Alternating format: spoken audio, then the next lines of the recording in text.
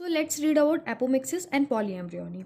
Although seed in general are the product of fertilization, a few flowering plants such as some species of Asteraceae and the grasses have evolved a special mechanism to produce seed without fertilization called apomixis. देखो fruit without fertilisation बन रहा था उसे हम parthenocarpy बोल रहे थे, लेकिन यदि सीड बन रहा है आपका विदाउट फर्टिलाइजेशन तो उसको हम बोलते हैं apomixis. What is fruit production without fertilisation called? मैंने आपको बताया पार्थिनोकार्पी बोलते हैं. इसका एग्जाम्पल था आपका बनाना, और उसमें क्या होते हैं, सीड्स नहीं होते. ठीक है, पार्थिनोकार्पी से जो फ्रूट्स बनते हैं उनमें सीड्स नहीं होते, पर बहुत कंफ्यूजन होता है इसमें कि सीड बन रहा है विदाउट फर्टिलाइजेशन, उसको हम एपोमिक्सिस बोलते हैं. ठीक है, दस apomixis is a form of asexual reproduction that mimic sexual reproduction. तो एसेक्सुअल जो आपका एपोमिक्सिस हो गया क्योंकि फर्टिलाइजेशन नहीं हो रहा है, फ्यूजन ऑफ गैमीट्स नहीं हो रहा है, तो ये एक तरीके का आपका एसेक्सुअल रिप्रोडक्शन ही हो गया, बट ये मिमिक कर रहा है सेक्सुअल रिप्रोडक्शन को.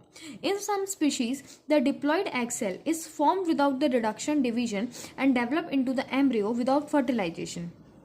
कुछ स्पीशीज में क्या होता है, जो डिप्लॉयड एग सेल होता है वो क्या होता है, विदाउट रिडक्शन डिवीजन बन जाता है और डेवलप कर जाता है एम्ब्रियो में विदाउट इवन फर्टिलाइजेशन.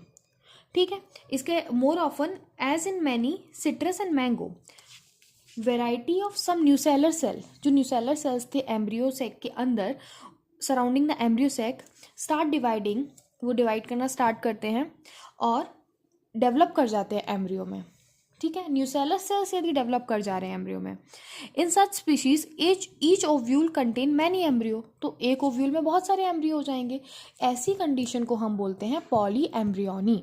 ठीक है, क्या हो रहा है, जो न्यूसेलर सेल्स हैं वही आपके डेवलप कर जा रहे हैं एम्ब्रियो में.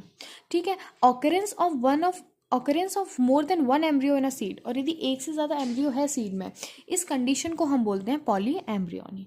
ठीक है, उसके बाद हम देखते हैं hybrid varieties of several of our food and vegetable crops are being extensively cultivated.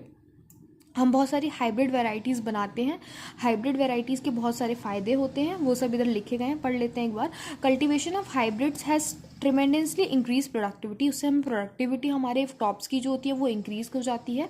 One of the problems of hybrids is that hybrid seed have to produce every year.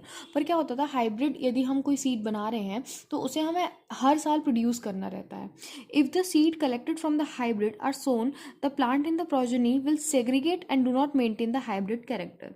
यदि हम उसको ऐसे ही कर देंगे, मतलब हर साल नया प्रोड्यूस नहीं करेंगे, तो उससे क्या होगा, जो कैरेक्टर्स हैं वो सेग्रीगेट कर जाएंगे, और ज़रूरी नहीं है जो हम डिज़ायर्ड कैरेक्टर चाह रहे हैं वही हमें मिले.